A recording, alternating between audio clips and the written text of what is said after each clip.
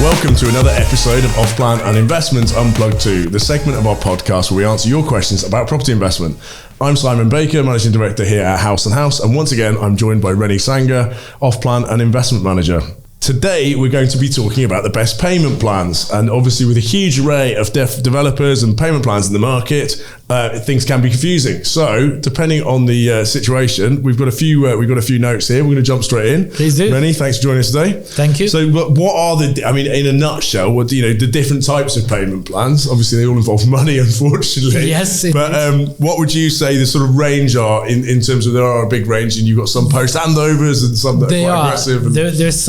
There's so many different options in the market, and they can scale, let's say, anywhere between 20% before handover, believe it or not, all the way up to 90% probably being the most you pay before handover. So that's during construction. Correct, So exactly. just to confirm that is literally maybe 10, and they could be spread out still. I think that's one point to note. Yeah, if you haven't got all the money today, but you have a nice business or you have a good job, and you could pay the payment, say 10% every 3 or 4 months, maybe. Yeah. Then at least it's spread out. You haven't got it. It's not like on day one you need exactly. the full amount. Exactly, and then there'll be slight caveats to them. There'll be differences between one developer, one project to another. Yeah. Some payment plans may well be construction linked, which for buyers often gives them a lot of assurances that the developer's only collecting the money as per in line with construction. So hopefully by the time you pay the kind of final installment, you're getting a finished product. Ready, it's ready.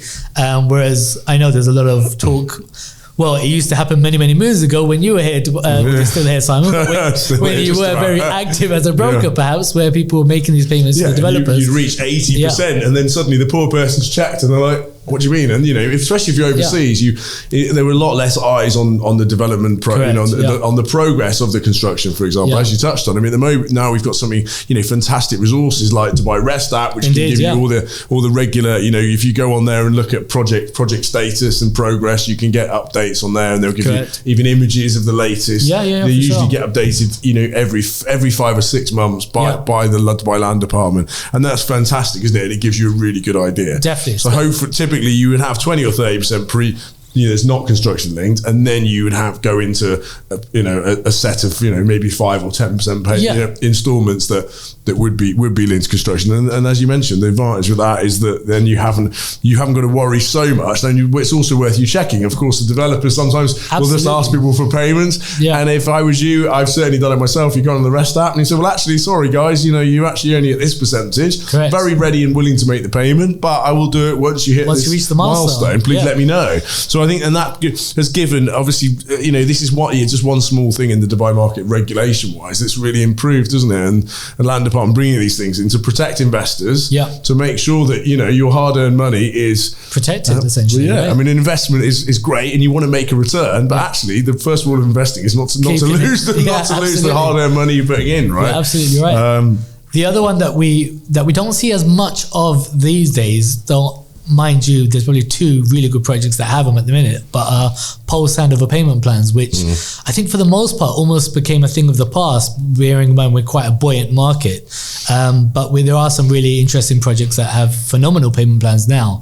But it's a funny one because we often attribute post-handover payment plans in a very healthy market to perhaps lesser quality developers having to almost compensate for the property and kind of almost building that into the price point. But now we're starting to see some really interesting projects that are offering that, which is, again, if you look at that as almost like an investment vehicle for clients, it can be a really attractive way of getting a good investment. Yeah, I mean, obviously, as investors, people looking, aren't they, at leverage of their money and everything else. And we talked previously when the previous segment about payment plans, and it's how you can create some leverage if you've only paid half of it. Effectively, your returns double the amount on the cash you've invested. Exactly. And similar with a post handover, the nice thing with that is that technically, if it is over 3 or 4 or 5 years post handover, if you are a purely investor, the property rent can help. We can rent out, we can manage the unit for someone, obviously, course, and those payments can actually contribute. And when you work out how much you've invested in that property, it is actually, you have never paid the 100%. Definitely. In some cases on a 3-year, you might have only paid 75 or 80%. On a 5-year, you might have only paid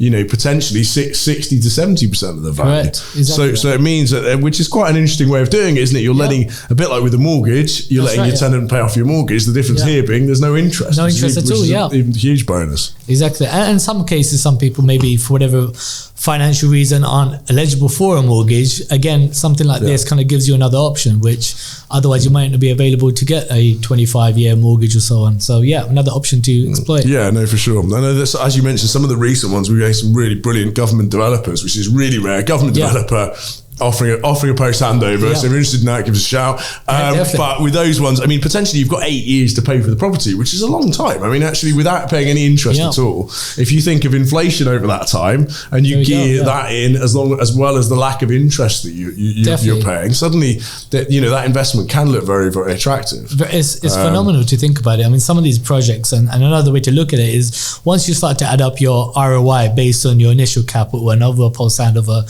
which we can get really clever with, but then you start to think, well, if I'm getting that healthy ROI in the first couple of years, which would naturally decline with each installment you're paying back, but the underlying asset is actually increasing in value. So a lot of people would think, let's rent it out for a couple of years during the post handover and then sell it once the value's gone up of the property. And then you're kind of getting it twofold. So you can get really clever with it, but it represents a really good investment opportunity with attractive payment plans like that, for sure. Okay, fantastic. One other question we had was which plans would suit me if, depending on my situation. And I guess, you mentioned previously, that some of the developers might be not necessarily the best ones. They might offer, 1% in a month or 1% a month or these kind of ones.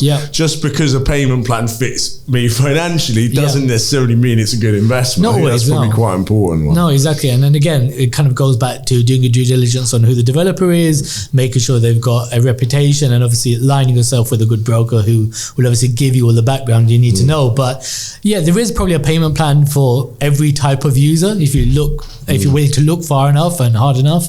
But I think for the most part, if you look at a lot of at least the big names in the market, they would tend to range anywhere between 40 to 50% before completion or during the construction phase, and the remaining on completion. I think less than that, you're often looking at slightly lesser developers or developers who maybe have a point to prove is maybe a good one to point out. Just something out there exactly to just make a good payment plan, make themselves a name, and then which is great as long as. And I guess the other thing you should ask yourself is, well, okay, if we're not funding the construction, which arguably in Dubai you could say, well, actually, me and you we're buying properties there already, we're funding the construction. That's not right, and you can say, it's not. But at the same merit, actually, some of the big developers' argument would be, well, if we haven't got enough to make the project, and let's say you've got 10 buyers who will buy a unit, and 9 of them don't pay. If I'm number 10, I still want that project to go ahead. Absolutely. So in a way, it's sort of slightly backwardsly, but it's kind of reassuring to think that developer has got money, they're financially secure, they'll build that property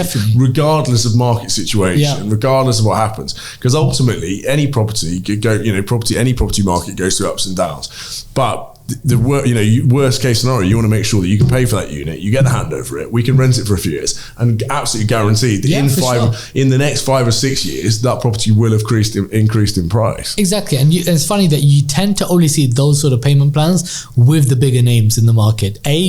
None of the other developers would probably be able to get away with it, so to speak, because they just don't have that name in the market, nor that trust. But some of the developers, and we may look at that payment plan, or at least our European counterparts might not look at that as something being attractive, but these projects are selling out with that payment plan. So that just shows how solid that developer is can actually say, well, we're asking for X amount and people are going to do it and invest. And as you probably said, so a lot of those are probably the best developers and potentially the best, longest standing. Let's say Emaar, for an example, not hide the elephant in the room, but they're one of the best, longest standing developers. Absolutely. And actually you get what you pay for in some respects, don't you? Definitely. I would say if it's cheap and you've got a very good payment plan and it's from a small private developer, potentially there's no, as they say, there's no such thing as a free lunch, and maybe you should look into it a bit more, isn't it? When it sounds too good to be true, tread with caution, then be a bit careful and make sure you go and ask a few opinions. Don't just trust us, go and ask a few different opinions. Definitely. Property is probably the biggest financial decision for most people that they're going to make,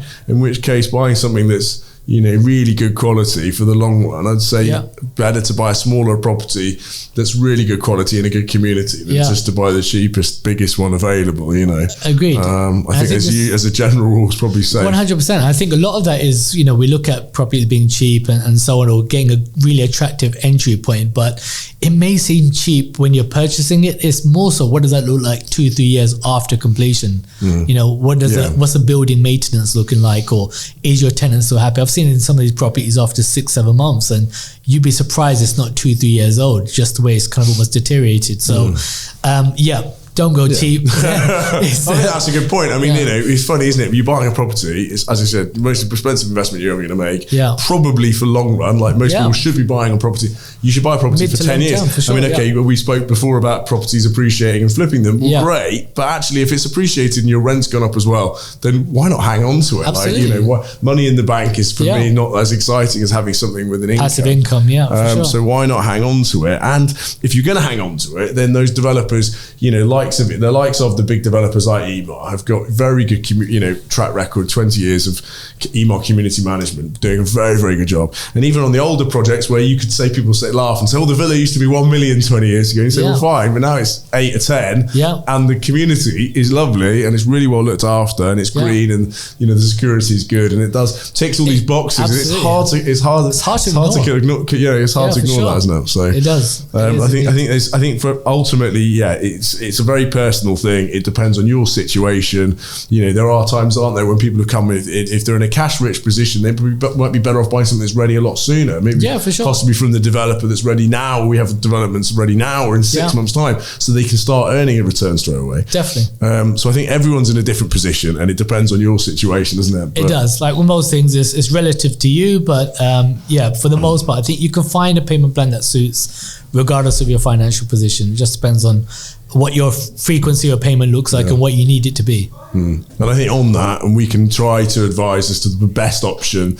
And we have got our skin in the game on that because we'll rent it, manage it, sell it for you in the future. We want to make sure that you get you're as happy as possible, and hopefully you might refer us to some of your friends and family to hopefully do business with in the future. So that's how the business. Thank you so much for that, Rennie. Thanks for joining me today, and we'll look forward to seeing you on the next episode. Thank you.